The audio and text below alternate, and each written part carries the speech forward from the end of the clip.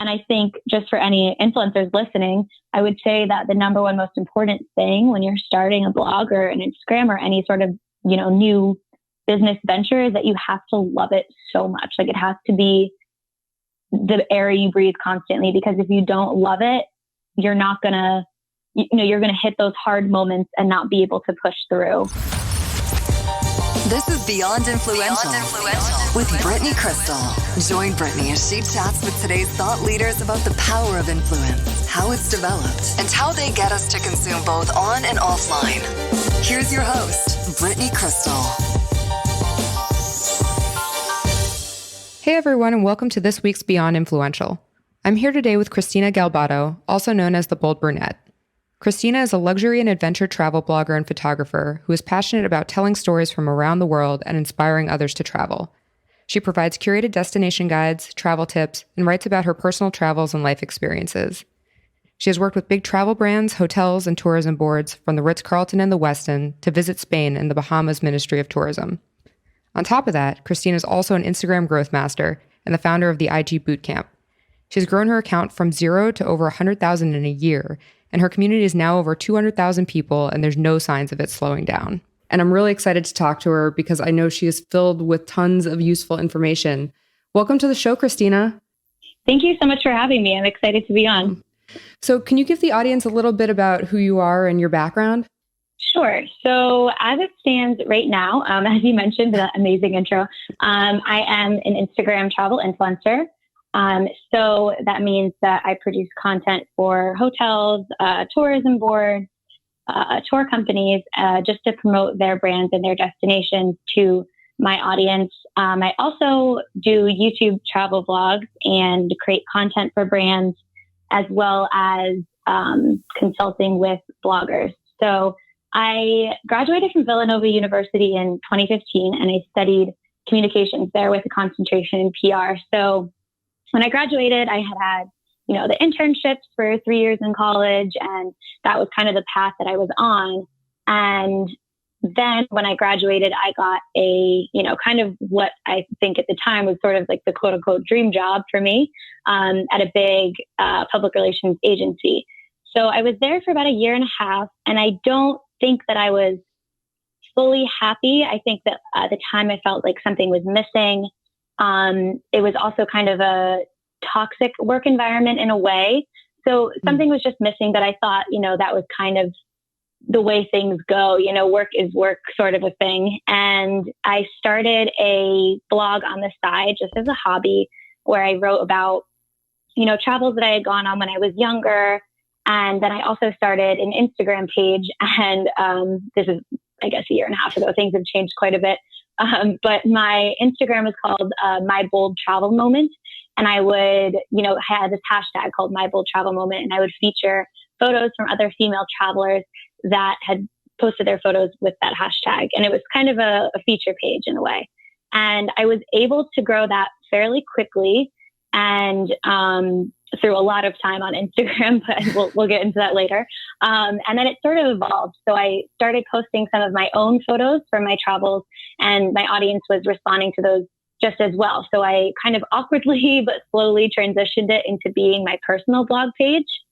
And then I started talking to other travel influencers and kind of learning about, I guess, the whole job, because really when I started, I had no idea that this was a possible career that I could have.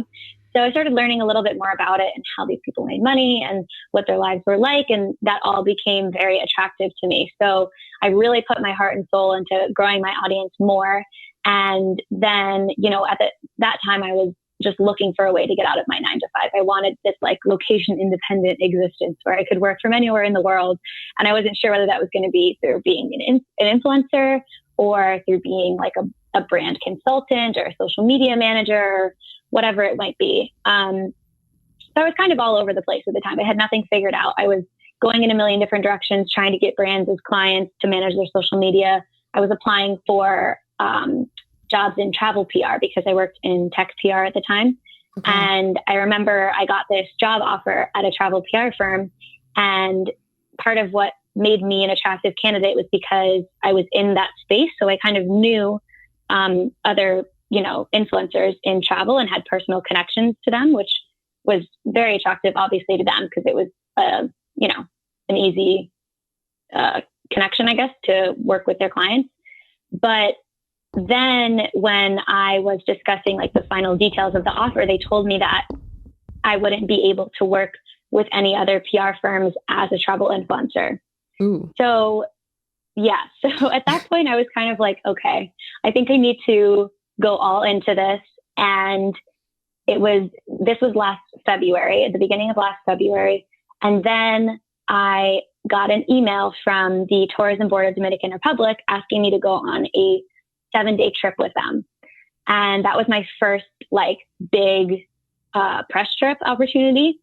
So at that point I was like, okay, so I either need to go completely 100% into this and work with the tourism board and have this opportunity to start learning and creating travel content more than I am now, or I can stay in my job and not be able to go because I couldn't ask for 7 days off in 3 weeks from then.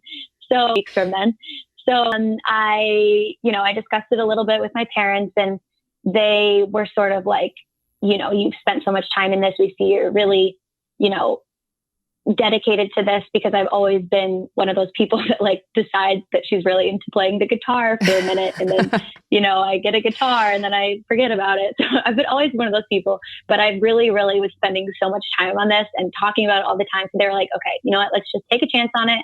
Go on the trip and let's see where this leads you. You can always go back and find another PR job. So I left my PR job, and that's kind of where that happened. So ever since last February, February 2017, I've been a full-time travel influencer and blogger consultant. So that's incredible. I have a million questions for you. Yeah. Just to back up then, what was attracting you to PR in the first place? I'm not really sure. So I always knew that I wanted to be in marketing, because just the whole creative, storytelling angle has always appealed to me. So, and storytelling is a huge part of PR. So I was really into like the social media aspect, the storytelling aspect, and the job that I had initially got, it was with tech startups. So it was sort of a small, relaxed team. But I don't know if that answers your question. So when did you first become interested in travel, and why was it that was the kind of content you wanted to put out into the world first? Yeah. I've been traveling since I was very young. So my parents have taken me on trips pretty much every year since I was 4. So it's always been a huge part of my life. And, I've gone on service trips to Cambodia and done the whole like study abroad in Greece thing. So I've always loved to travel. And when I thought about, back a year and a half ago, I wanted to start a blog. And when I thought about what, niche that would be, travel was like the number one thing that popped out at me. Fashion, I didn't think that I like dressing well, but fashion was just a little like intimidating to me. So yeah, travel was like, it really clearly popped out to me. So what was so wrong with the corporate job that you were at? I mean, it's kind of, it's interesting to talk to you talking about this now, because, at the time when I wanted to, when I wasn't happy in like a corporate job years before now, there was no option to be an influencer, and it's kind of just a different world. So when you started, why was the job just not what you were thinking it was at all? Yeah. So there was a lot of different things. So I think the biggest thing for me was the monotony. I was going into work every day at 8:30. I was leaving at 6. I didn't really have much of a different schedule. And during the day, I was kind of doing the exact same things, because I was in my, I was in a junior PR position. So I was sending pitches to media all day, and it was just, and also I had clients in tech, so it wasn't particularly interesting to me. And then the team I was on, looking back, I think it was a little bit kind of a toxic environment where, it was only 5 of us on the team, and the 2 higher up, more senior people would start to talk to me about the other junior level people on the team in like kind of a rude way. So I think it was kind of like a personal storm, like a perfect storm of things that I just really wasn't into. I wasn't interested in what I was doing. I hated the monotony, and it was just not a great environment. So And yeah, when I first started doing it, I didn't realize that you could be an influencer or really not work from a place that wasn't a desk. So I kind of learned as I went along, and it's just been incredible what you can accomplish nowadays with a computer. So this might be jumping the gun a little bit, but I want to talk a little bit about the name, the Bold Brunette, and now how you are transitioning out to using your name, because that's a common question I get, whether to start with, a kind of a brand name versus using your own name. So can you talk a little bit about the choice to go with the Bold Brunette and kind of what's going on with your brand now? Yeah, sure. So when I started, now was to be a blogger. So I think when you're a blogger, you have that fun, catchy name. And that's, I think, personally the best way to go about it. I chose the Bold Brunette because obviously I'm brunette. But the Bold Brunette meant something to me because it was sort of like taking a chance on your life and being bold and, not taking the path that everyone else takes, doing something different, following your passions, and just really being overall bold.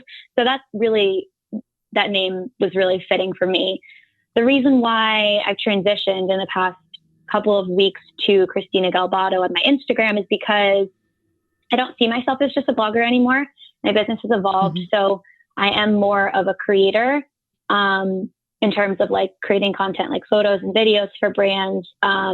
I also have my Instagram Bootcamp, which is an online e-course that teaches aspiring bloggers and influencers how to grow their Instagram and work with brands. So I have all these different things that I'm doing, and it didn't seem quite appropriate to go by a blogger name anymore. And the other thing too that I'm thinking a little bit more long term about is in the future, what do I want to do? I can't be an influencer until I'm 50, So, and everything changes, my appearance changes, all that stuff. So one of my longer term goals is maybe starting my own, digital agency specific to travel. And so in that, I know it's really important to start relationship building, and I want people to remember my name as opposed to the Bold Brunette. I want them to remember Christina Galbato. So it was a business strategy, but also kind of just where I'm at, I would say. I think that's an awesome point. And I know when you got started initially and you were posting under the Bold Brunette, you weren't like, I'm going to be an influencer. But when people ask me now whether they should go by, a name like that, or if they should go by their own name, I tell them, if you are not going to go by your own name, you need to be super certain this is exactly what you want. And you have to have an end game in mind. Because like you said, like you're evolving right now. And I think the Bold Brunette could go with you. I think you could still use it if you want to. You chose like a broad and smart enough name that it could evolve with you. But a lot of people don't. And then when you try to step outside of it, people kind of put you back in that box. And I just think that's really smart. And now you can kind of take it where you want to go. What made you settle on luxury and adventure travel? And just for listeners who don't really know, can you give the difference between or the definitions of like luxury versus budget, or adventure versus, some other leisure travel? Yeah. So the reason why I chose luxury travel, firstly, is because that's how I've always traveled with my family. So I've come to appreciate the little details in a 5-star hotel and the customer service details that makes it a 5-star hotel. I'm very, in a way, obsessed with different luxury hotels. I love them. The customer service, the architecture, the details, everything. So that for me wasn't a question. I knew I wanted to be in luxury travel. And then budget travel would be sort of, hitting on topics like backpacking or how to save money when you travel. Obviously, I still talk about that a little bit on my blog because, saving money is important, but budget travel is just a little bit different. It caters to a different audience. So, and then adventure travel, I also incorporated that in there because, again, that's how I've always traveled. So it's sort of this combination of, staying at these luxury resorts and hotels, but then also venturing out into the destination and doing adventurous activities and meeting the local people. So just because you're staying at a luxury resort doesn't mean that you can't have this other aspect of travel that's super important to travel. So just so the audience gets an idea, how many places do you travel to in a year? So before this past year, 2017 was the first full year, really, because I quit my job in late February, of being a travel influencer full time. So last year I traveled to 24 countries, which is pretty insane. But before that, I was probably maybe doing 1 or 2 a year, I would say. Oh, that's awesome. Do you know do you have a goal amount for this year? Probably around the same number. I think it's less about the number. This sounds like everyone says this, less about the number, but I'm trying to just go to new regions I haven't been to. So the Middle East is somewhere I want to explore more. Africa is somewhere I want to explore more. So just really kind of hitting those areas and seeing different places. So I'm going to take us back to when you kind of started putting content out. Did you have an ideal audience at the time, and how has that changed? And has your content focus shifted over time?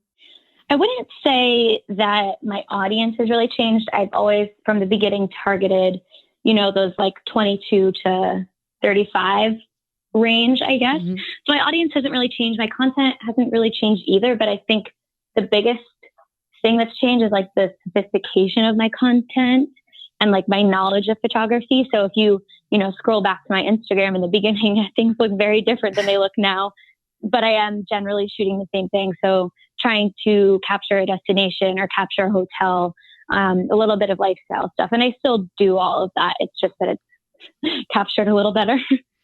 So are you completely self-taught in the photography and capturing sectors? Yes. Yeah. So I taught myself basically just from learning from other influencers and photographers, and playing around with the editing. And yeah, I taught it all myself, which is pretty crazy because I really knew nothing about it.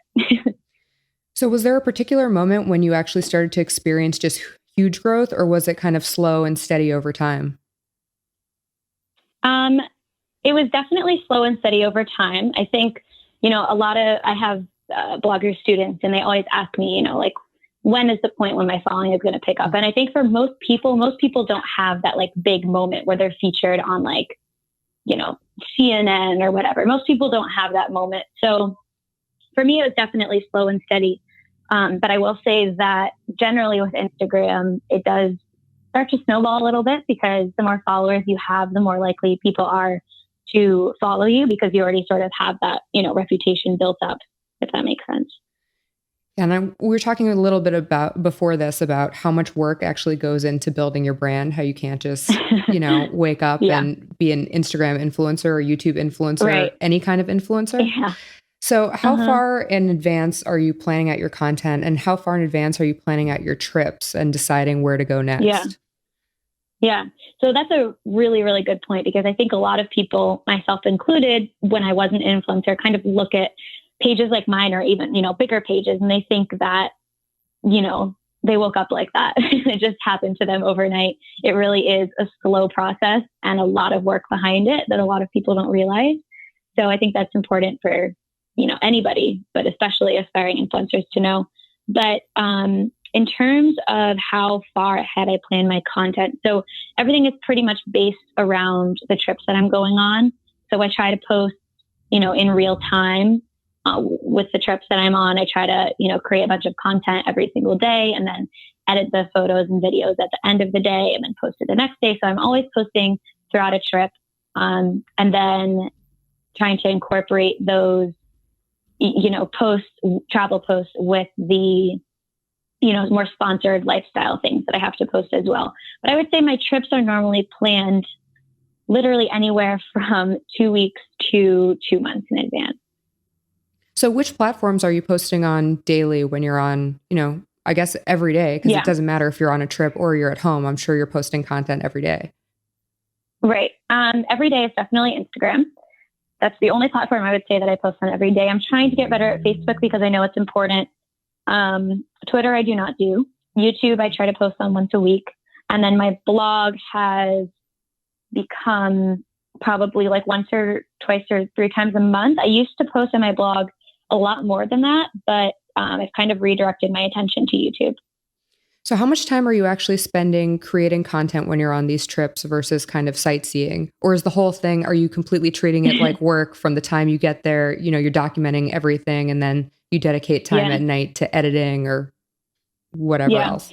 So being on a trip with me looks a little bit like this. The whole day is really spent content creating. So they're one and the same for me. Sightseeing and experiencing and content creation are all one and the same. So I'll go and I'll see these amazing monuments and have these amazing experiences. But, the entire time that I'm doing that, I'm trying to document, what's happening through Instagram photos and blogs and Instagram stories. It really is a very different way of traveling. I don't really ever enjoy the moment as much as I should. It is a lot of work. And then at night, I'm mostly editing photos and videos and answering emails and trying to do all the admin work. So when people are asking you questions, are you getting mostly asked travel questions, or are you getting more questions on how to make what you do in a life? Mm-hmm. I would say that it's probably 60% travel questions and then 40% influencer questions. So which questions do you get asked the most on the influencer side and on the travel side? Yeah, normally people ask like destination specific advice. It seems like maybe they are looking at a location on Instagram and find my photo, and then they message me being like, what's the best tour company to do this? Or what's the best time of year to go? Or that sort of thing. Or they ask, did you like this hotel? Like, would you recommend that I stay there? So questions like that are specific to the experience that I had in the place. And then I would say the number one question I get asked is, how can you travel so much? And then from there, probably like, best advice for growing your Instagram. What camera do you use? Things like that. Do you still love travel as much as you did? Yes. I love it even more. My travel bug is very real. I'll be home for 2 weeks in New York and then immediately be itching to go somewhere else.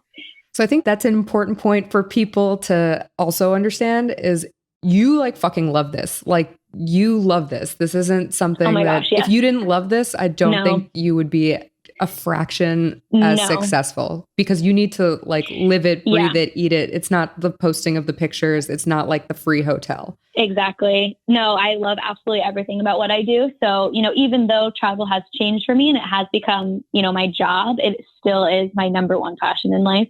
And I think just for any influencers listening, I would say that the number one most important thing when you're starting a blog or an Instagram or any sort of, new business venture is that you have to love it so much. Like it has to be the air you breathe constantly, because if you don't love it, you're not going to, you're going to hit those hard moments and not be able to push through because just the passion isn't there. So it's super important.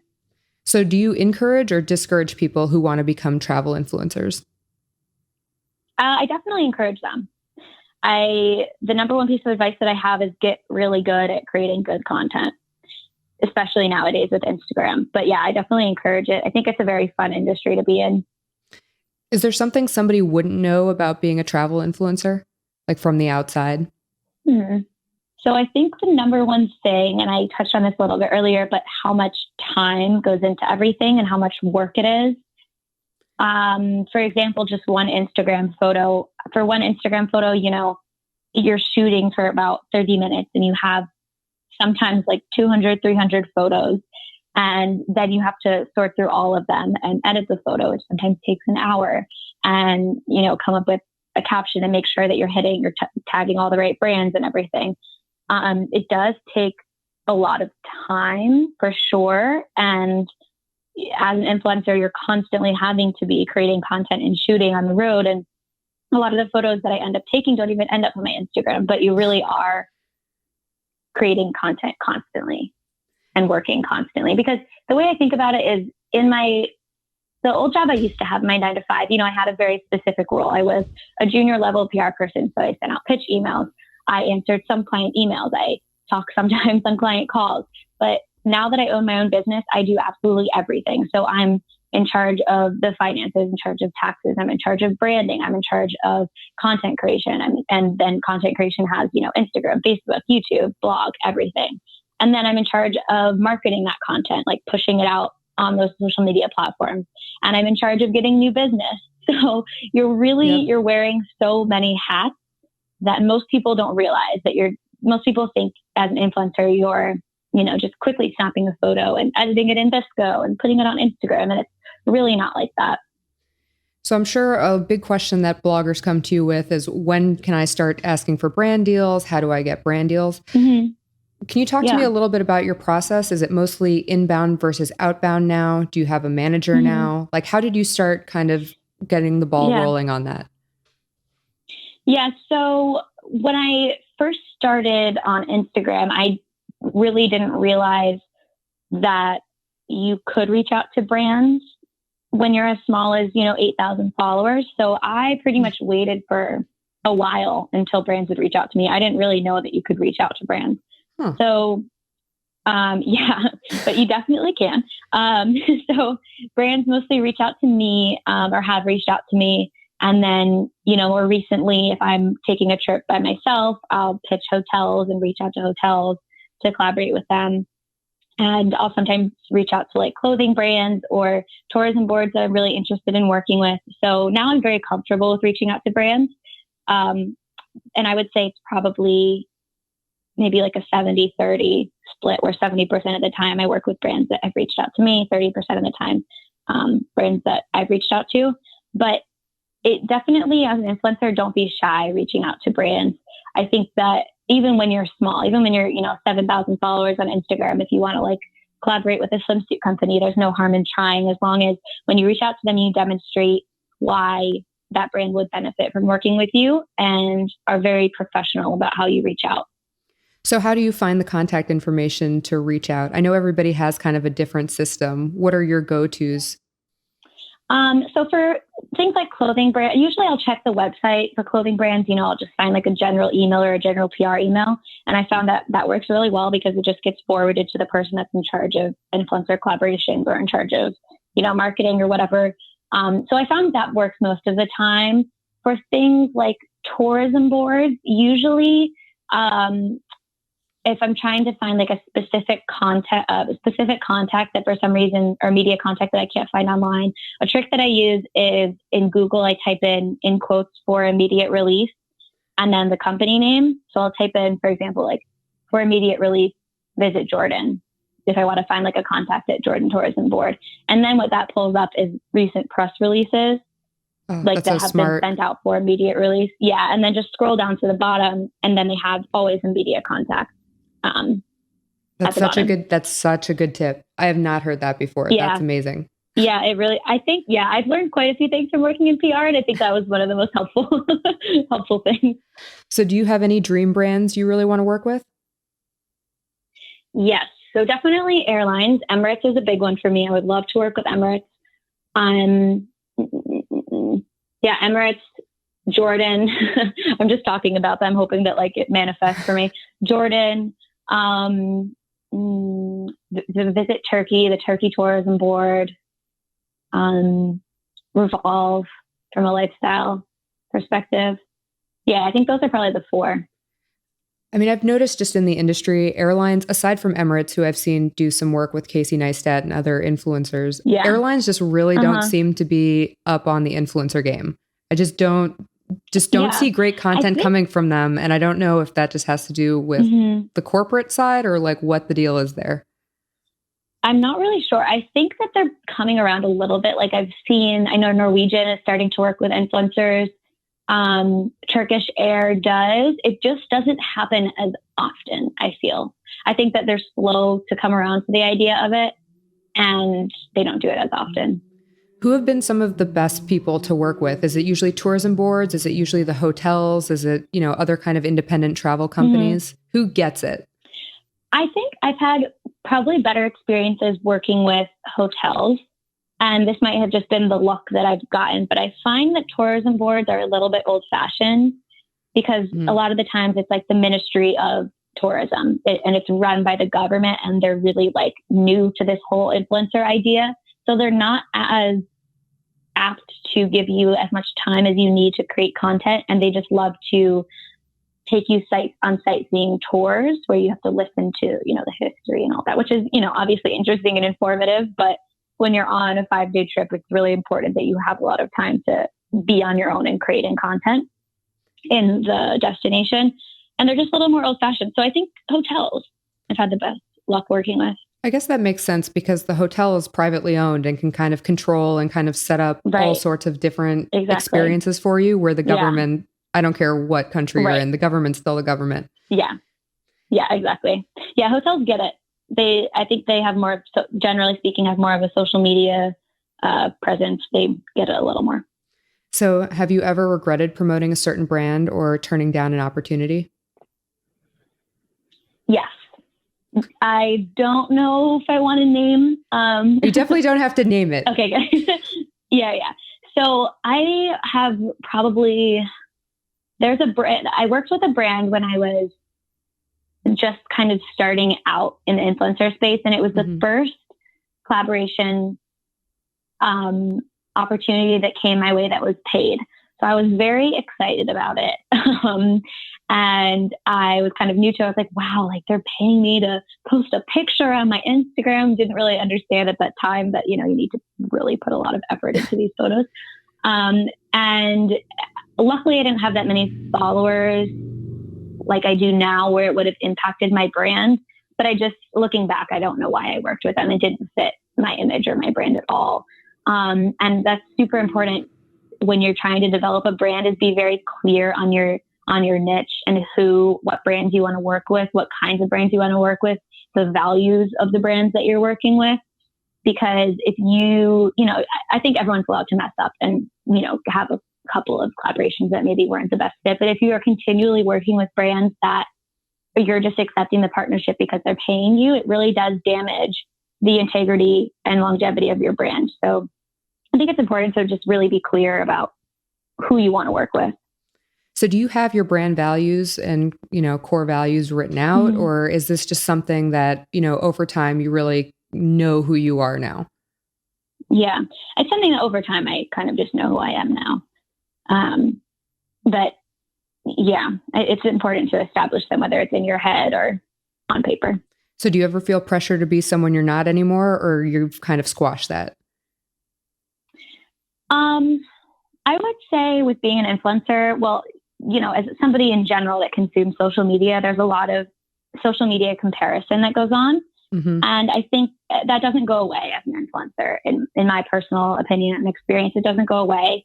And I think that I have gone through a phase maybe later last year where I was looking at what, other influencers are posting and sort of feeling this pressure to maybe go a little bit more fashion and lifestyle. And I am trying to do a little bit more of that, but it's kind of like this comparison game a little bit. And I've had to physically to pull myself away from that and really be true to what I want to be doing, which is a little bit of lifestyle and showcasing cute clothes and things like that, but not, that really intense lifestyle imagery, and just being true to the fact that I am 100% travel. So, yeah. I was definitely going to ask you if you look at what other people in your industry are doing and how that kind of impacts you.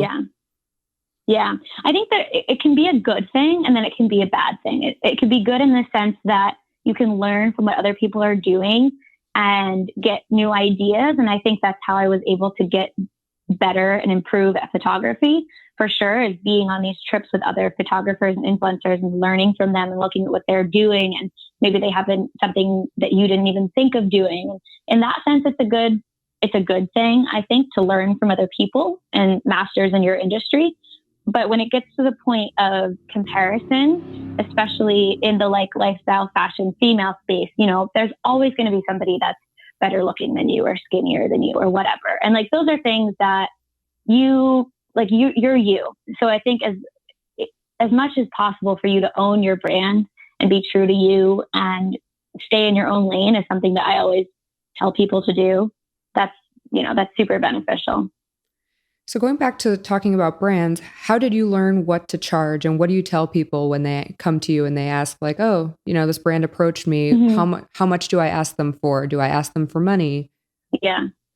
So I definitely learned that from other influencers, just talking to other influencers about what the industry standard is, because there are sort of industry standard, but there really is no, online website that you can use that'll tell you what to charge for things. That's the tricky part. When people come to me and ask me how much they should charge, the general rule is $100 per 10,000 followers. So I think that's a pretty general rule, and it can be decreased if the brand is smaller, and sometimes increased if it's a big corporate brand that you're working with. So I find that's it's a generally good rule. So yeah. So what's been the hardest part for you of just like community building and growing your brand and being an influencer? So I think there's a couple of things. The number one thing I would say is like the inconsistency of money. Even though you can make, a pretty decent amount of money on just a single Instagram post, those deals don't come around every day. So you really don't know when as an influencer, you don't really know when the next paycheck is coming in unless you have these like long-term brand agreements. So money's just inconsistent. In the 9 to 5, you got a paycheck twice a month and you could expect this amount of money on this day. So that was nice. But, part of leaving that monotony is leaving the consistency and predictability of the paycheck. So that's, I think, one of the toughest things when I started out, for sure. Now it's a little bit better because I've gotten a little bit, I have my blogger consulting that I do and I can make money last for longer and that sort of thing. But when you start out, definitely consistency of money is difficult. The other thing I would say too is that I've gone from having, as a travel influencer, having a monotonous lifestyle to a unpredictable lifestyle. So I'm constantly pretty much traveling. I think I'm home maybe, depending on the month, 1 or 2 weeks of the month, which is absolutely insane. And, I have to get used to having my office now be airplane tray tables and bumpy buses and hotel rooms and constantly sleeping in a different place. So that's one of the things. I love it in some sense, but it definitely does, shake your idea of what an office is. And you have to sort of remember that you are working when you're traveling. And it's important to do things like eat healthy and go to the gym. It's not a vacation. So yeah, that's kind of. So when did you actually start consulting, and how much of your business now is travel versus kind of the consulting teaching aspects? Mm-hmm. So I would say in terms of my income, I would think that probably 60% is from sponsorship. So working with brands and promoting them on my Instagram. And then the remaining 40% is from my Instagram bootcamp. So I created Instagram bootcamp last May 2016 or 2017. And once I built it, it kind of sold itself. So in a way, it's passive income at this point, except for the calls that I have with my students. So that's been just an amazing way to, first of all, help out other people to, pursue their passions and grow a following. And it's been amazing to see some of my students like really succeed. But it was also a way to make up for the income that was lacking from transitioning from a 9 to 5 to an influencer. So we have to talk about Instagram. I mean, that's mostly what brands and people want to talk about anyway. And right. I just have to ask you, since you know so much. So you did build out this course. Just how long did that even take you to build out? I think that I started thinking about it in March and I didn't finish it until May. So I would say 2 or 3 months. Definitely. And it was a huge learning curve because I knew nothing about, I've never taught in my life, first of all, and I've never created an online course. So I really knew nothing. I mentioned this to you earlier, but I didn't even know that there were platforms out there that you could host a course on. So it was a complete learning curve.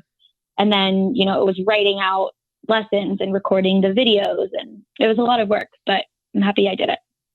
So you went from 0 to 100K in a year, which is so crazy because it was also at a time when, Instagram's saturated now, but it's a time when people would probably say that isn't as possible to do.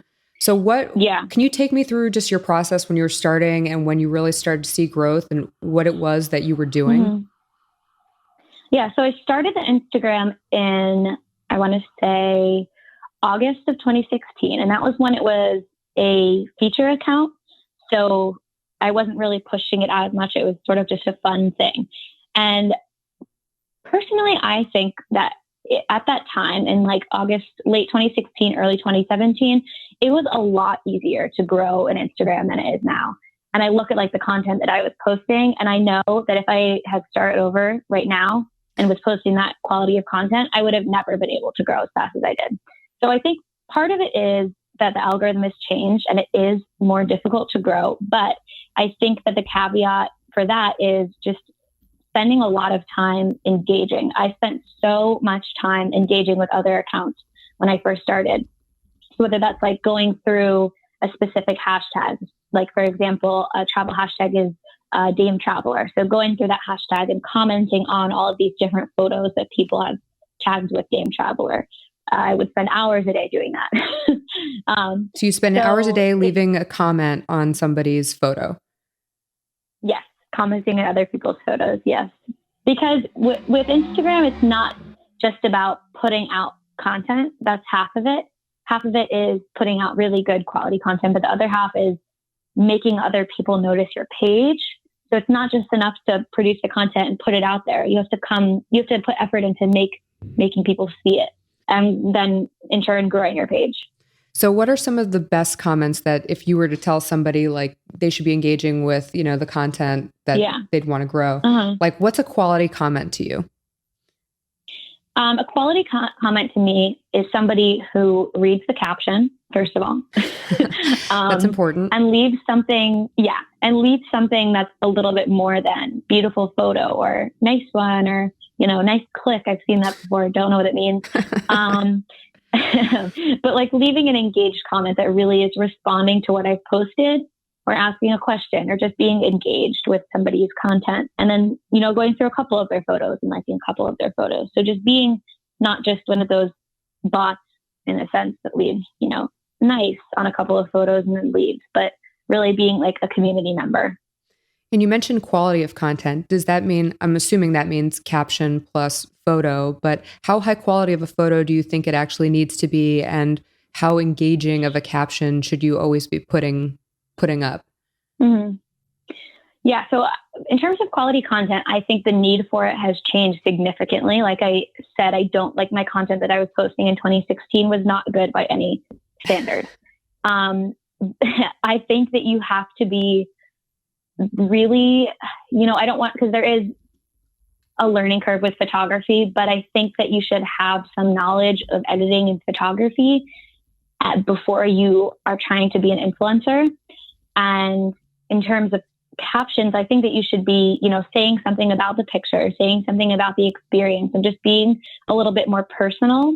I think like an overall trend in the influencer space is that it's not as riveting anymore to just be a pretty face. I think that you need to be someone that people like. So you need to get personal with your following and write those captions that are a little bit deeper. So how long does it take you to come up with a caption? Like, do you come up with a caption each day or do you prepare them kind of like a week out? Yeah. I try to do it the night before. If it's for a sponsored post, I have to prepare it normally a week or so in advance to get approval from the brand. Mm-hmm. But if it's just my photo, I try to do it the night before. And it can take me anywhere from 2 minutes to sometimes an hour if I'm writing like a longer, deeper caption. It can take quite a bit of time. So do you think people can grow now the way that you grew then, or is the algorithm just kind of slowing everything down no matter what? No, I think that you can grow now as I did then, but the difference is that you have to pay attention to the content that you're producing. It needs to be high quality, for sure. Like I've seen certain accounts, I'll name them, just plug them, your_passport. She grew incredibly over the last, I think, 6 months from 0 to 70 or 80,000 now. And she did it because her photos are very good. So I think that's the difference. I think with it is that, you just need to be aware of what you're producing and producing content that is thoughtful, not haphazard, stuff that's thought through and edited well. So what do you think about like hashtags or loop giveaways? Are you still really bullish on using hashtags as a strategy? I actually recently stopped using them. So I would, not stop using them entirely, but I would use, like 15 in a photo normally or 30 in a photo. And I recently stopped. I just started adding on like 5 hashtags to my photos because I found that I didn't see a difference in engagement. But I think when you're a smaller account, you should still be using hashtags as a way to like index your photos and get them seen. I just like haven't, I think I've grown to a point where it doesn't make a crazy big difference in the engagement or like number of likes and comments that I get on a photo. So, but I would recommend using them if you're smaller and trying to grow. So what have been the most successful things you've done to actually community build? I think the number one most important thing, and I know Gary talks about this a lot, but storytelling, I think is really important. I think it's very important for an influencer to have a story and to get personal with their followers and be someone that their followers really like and be a little bit vulnerable sometimes, because I think nowadays, like I mentioned, it's less of having a pretty face and more of having a personal story that people connect to and being like a friend to your followers. Because then when you recommend a product or something like that, people trust you. They trust you like you're their friend. So they're more likely to buy the product or go to the destination or that kind of thing. So I think it's important to just be open and personal with your followers. Do you do a lot of collaborations? And if so, how do you decide who you actually want to collaborate with? Yes. Are you collaborations with other bloggers and influencers? Yes. Oh, yeah. So I definitely do. I love traveling with other bloggers and influencers if their content sort of aligns with mine and if, you know, their values are in line with mine, that sort of a thing. But I think it's a really awesome opportunity to cross promote each other and to like learn from another person and have a friend that's in the industry. I think that's really important. So for example, I went to Greece in, I think it was October of this year. Yeah, October of this year with a couple of my influencer friends. And it was for one of their birthdays. And the content that we produced, we were tagging each other in the photos and we purposefully to grow each other's following. And that helped massively. I saw a huge uptick in followers that were very, very engaged with what I was posting because they were the followers of another travel influencer. So they're interested in what I'm posting. I know a lot of people grow through shout outs and sometimes paid shout outs. Do you do any paid media at all? Like whether it's Facebook or paid Instagram? No, I've never done any of that. I know that there's certain feature pages on Instagram that you can pay to be shouted out on. Mm-hmm. I would imagine that I've never tried them. But in terms of Facebook, I do Facebook ads a lot of the time with my Instagram posts. Do you have any tricks for Instagram stories? Any growth tips? Yes.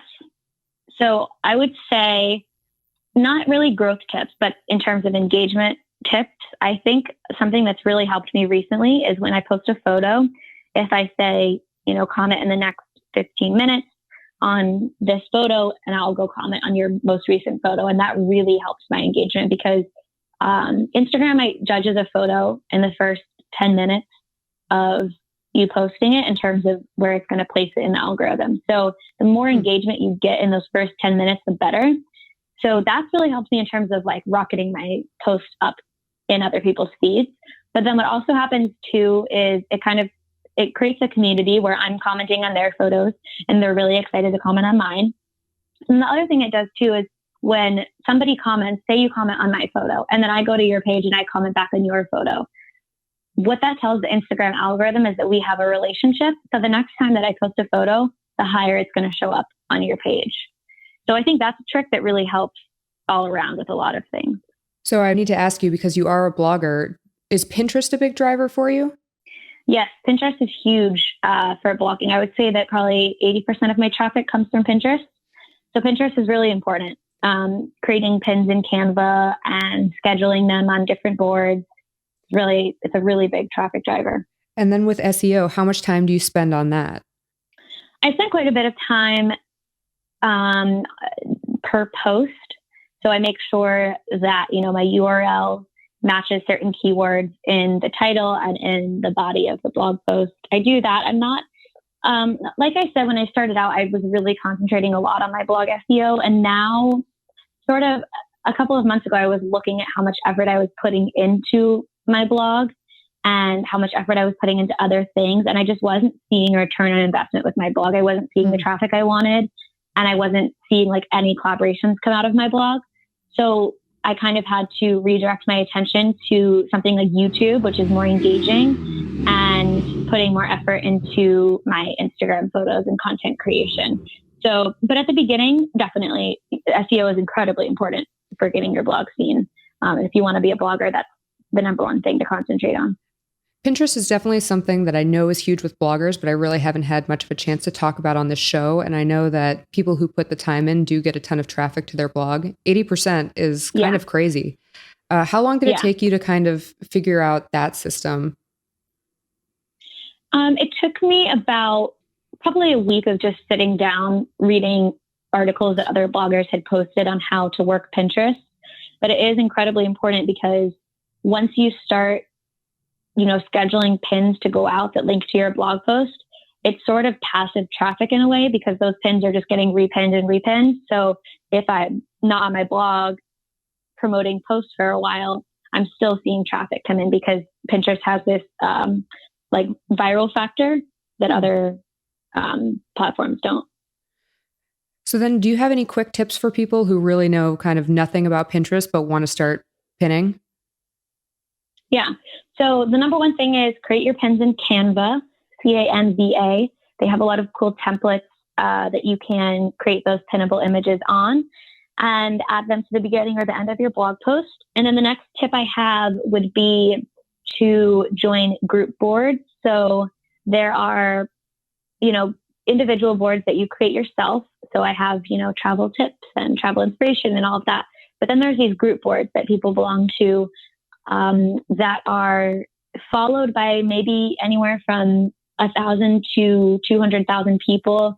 And there's a bunch of contributors and you can pin to those group boards. So just because you don't have a huge following on Pinterest doesn't mean you can't get your photos seen by those people. So joining group boards are super important. You can just normally, they have different rules for joining, but normally you have to email the admin and then schedule your pins to go out. I use something called Viral Woot, so VARIL woot.com.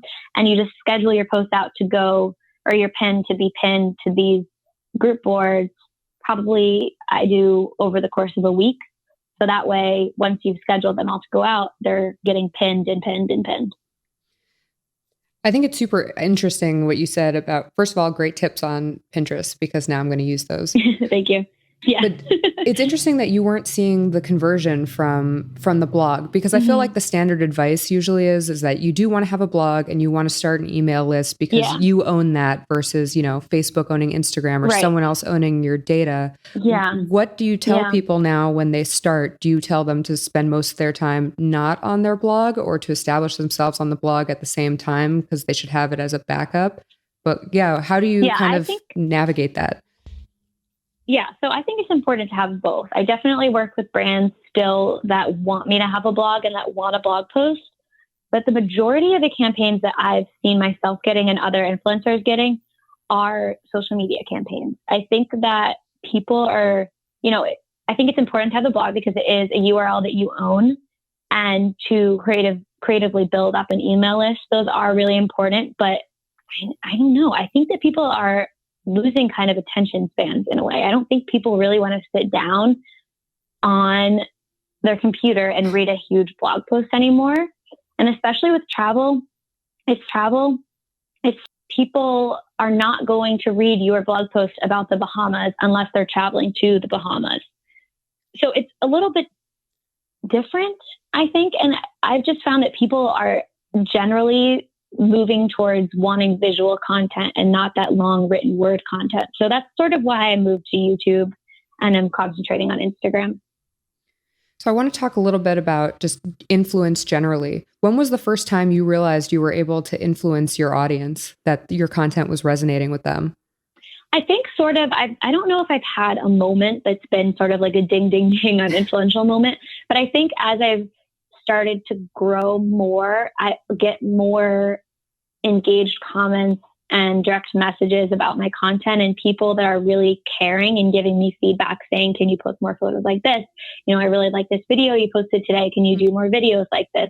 People that are just generally caring about what I'm posting. And that's something that really, really incredible to me, that people care about, what I'm producing. Because it's not anymore like I'm putting out content and I'm getting, 50 comments on the photo saying like, great photo, beautiful, blah, blah, blah. I'm getting people that really care about, my life and my experience and how I'm progressing and developing as a creator. So I think that's kind of the bigger difference for me, is like people that care. So what do you think it is about you and your brand that people are connecting with? I think probably the number one thing is my honesty. A lot of people, praise me for this. So I think this is probably where I'm differentiating myself. I'm very honest about how I've grown my following and the lifestyle of a travel influencer, whether it's, the YouTube video that I did that was a Q&A where I gave informative information about how much people should be charging and how I make my money. I think that I'm more honest and transparent about my job than a lot of influencers are, because I don't want to be somebody that people are inspired by in a way that's unattainable. I want to be inspirational for other people that want to do the same thing. And I want to be clear about how they can get there and be a friend to them and answer every DM I get, or most DMs I get. And so that's sort of where I'm finding myself carving a niche for myself. What do you think the secret to influence is generally? I think the secret to influence nowadays, and I sort of touched on this a little bit earlier, I think the secret is being likable and being a friend and storytelling and having a story. I think those are the most important things. I don't think it's about being, the cool girl at school anymore. I think it's being somebody that has a story and being personal with your community. So who in your space do you follow and look to for their influence, or outside of your space? My number one blogger that I followed for about 4 years is Lauren Everts from The Skinny Confidential. I love her so much. I'm obsessed with her. Yes. I admire her so much. First of all, the content she produces is amazing, but how she's been able to grow such an insanely dedicated community is awesome. I think her Facebook group has like 28,000 people in it now. Like, she's just, from a business perspective, I admire her a lot. In my space, also, one of my good friends, actually, I admire incredibly, is Travel in Her Shoes. I love the content that she produces. She's very talented, beautiful, obviously, and she just produces some amazing stuff. When you were talking about being, open and honest and transparent about what the life is actually like, it definitely reminded me of Lauren. Lauren's no stranger to being talked about on this podcast. I just think she does it. She does it so well, and she's just so honest with what she's doing. She does it so just. She is who she is, and I think that's why she's grown exponentially over the last year or so, and she fully deserves it. Fully. And that's something I really admire, is just her honesty and her candidness with her following. And that's something that I'm trying to emulate a little more in this coming year, is not only being honest about the industry and my job, but also just being a little bit more myself. So, I swear a lot in real life. I want to swear on my Instagram stories, like just being a little bit more myself and being like the goofier part of myself to my followers, and not just this picture perfect person. So that's something I've really gotten from her, and she's amazing. If you don't follow her, go follow her. You mentioned the Facebook group that she has. Is that something you'd like to do, or is that something you're trying to work on? Yes. So I have a Facebook group for the people that have joined my Instagram bootcamp, and that's awesome because they've been able to, ask each other questions, and it's sort of this like mini blogger influencer group, which is amazing. But I definitely want to start, some sort of Facebook group. I'm not sure exactly how it would go, because Lauren's is very, beauty and wellness oriented and people sharing different products. And my brand is a little bit different than that. But whether it's a Facebook group or more meetups or a group trip or something, I want to do things that cultivate my community a little bit more and bring people together. And I definitely think there's different ways to go about it. And I know that the group is just so helpful, because I don't know if you know, she had a meetup recently, and so many people in San Diego, it seemed like she had crazy tons of people coming. And I think, like, I'm part of that Facebook group too. There seems to be a level of maybe size where it kind of changes the dynamic of the actual group.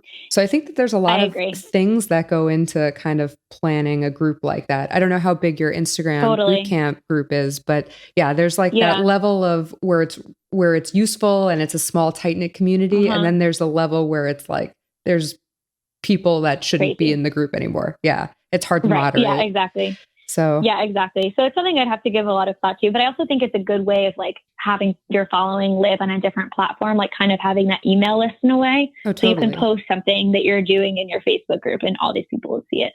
This is just a personal question for me. Do you have any favorite travel apps? I would say my favorite travel website would just be Skyscanner and Skiplag.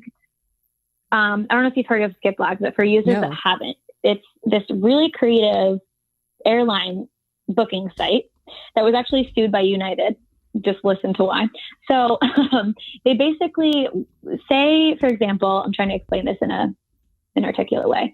Okay. So you want to fly from New York to Nashville. This site will find you a round trip ticket that might include a fare that maybe on the way there, you're booked on a flight that goes from New York to Nashville to Miami. And then the round trip back is Nashville to New York. And you just don't take the flight to Miami because that flight might be cheaper than flying from just New York to Nashville, Nashville to New York. You just basically don't take the second leg of it because that flight ends up being cheaper. So Skiplogs, I definitely recommend. The other thing for I love that idea. Travel that I recommend is Sunseeker. So Sunseeker tells you where the sun is going to set and rise, which is very important for travel photographers. So I like that one. Okay. So what's the best time for, when's golden hour for shooting for travel photography? So like how close to sunrise and sunset do you want to be shooting? I would say for sunset, maybe an hour before is probably pretty good. An hour or I get out there an hour before, but then start shooting the really good stuff, like maybe 30 minutes before sunset. And then sunrise, I always wake up when it's dark and then maybe, 30 minutes after the sun has come over the horizon. And how planned out are your photo shoots then? Like, do you have just outfits laid out? Very planned out. I normally make a list of things I want to shoot. So normally when I get to a hotel or a destination or something, I do a lot of research beforehand to think of what places I want to shoot. The other thing too is, and what outfits I want to wear for those shoots. The other thing is also with Instagram, you want to make sure your feed looks cohesive. So this is something that I really haven't thought about before the last maybe 3 months, but you want to make sure that the locations you're shooting in are not all one color because then you'll be posting 6 photos that are with a forest. You want to find those, you want to shoot in the forest, and then you want to find a place and somewhere else that maybe is, white or cream colored background. And then you want to shoot somewhere that has a blue background, maybe with a sky to kind of like give it some variety. So I think through it a lot. Yeah. Do you use any apps to help with that? Do you use Planoly or anything like that? Yeah. I use Planoly to, see what my feed looks like. I don't really use it for, on there you can schedule posts to go up, like to remind you to post them. I don't use that as much, but that's a really helpful feature they have. And do you have any tips for like choosing the right outfits or the right colors that actually pop on camera or kind of pop with, let's say, your brunette hair?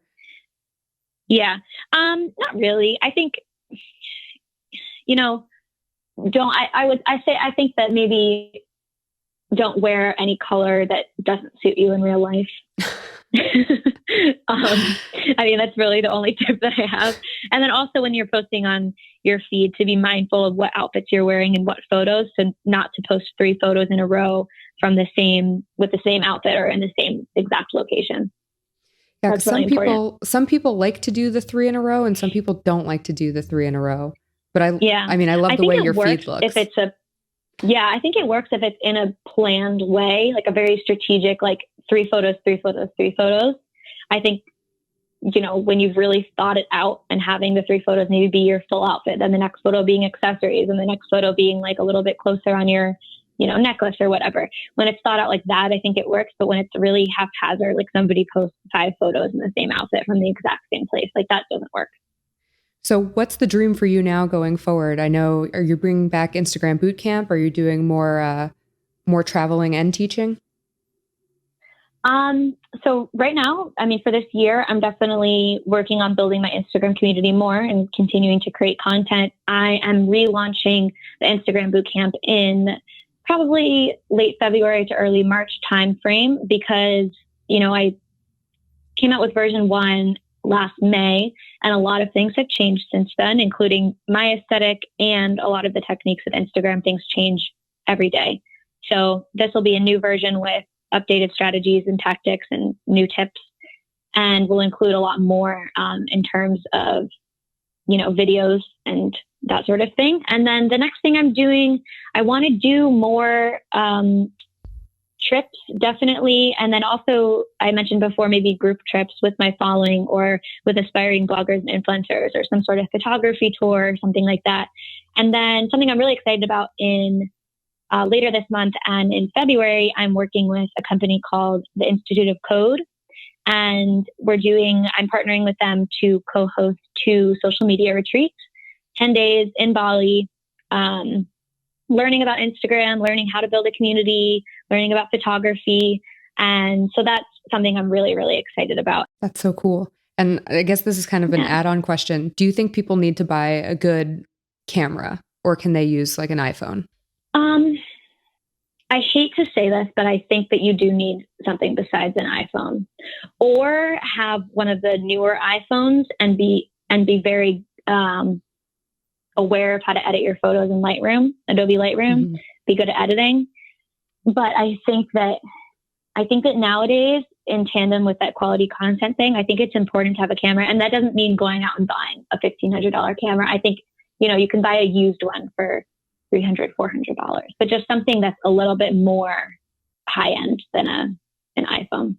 But the other thing is too, for photographers, I like people that are trying to create great photos, I would recommend shooting in RAW. That's just another tip that I have for people. So JPEG versus RAW. JPEG doesn't capture as much data as RAW photos do, so you're able to edit RAW photos more, and you just get a higher quality photo. So that's just a random tip. You gave so many awesome tips, and I'm genuinely going to check out your Instagram course. Where can people find you? Oh, thank you. So I'm on Instagram at Christina Galbato. So that's CHR, and Galbato is GALBATO. My blog is still theboldbrunette.com. And my email is Christina@theboldbrunette if anyone has questions. And my Instagram bootcamp is theinstagrambootcamp.com. Well, thank you so much. I really appreciate your time. Yeah, thank you so much. This is really fun. Thank you for listening to Beyond Influential. If you found value in this week's episode, please rate and subscribe on iTunes. I'd love to know who you find influential. You can let me know on Twitter, Instagram, and LinkedIn at Brittany Crystal, KRYSTLE, or visit my website, brittanycrystal.com. Beyond Influential.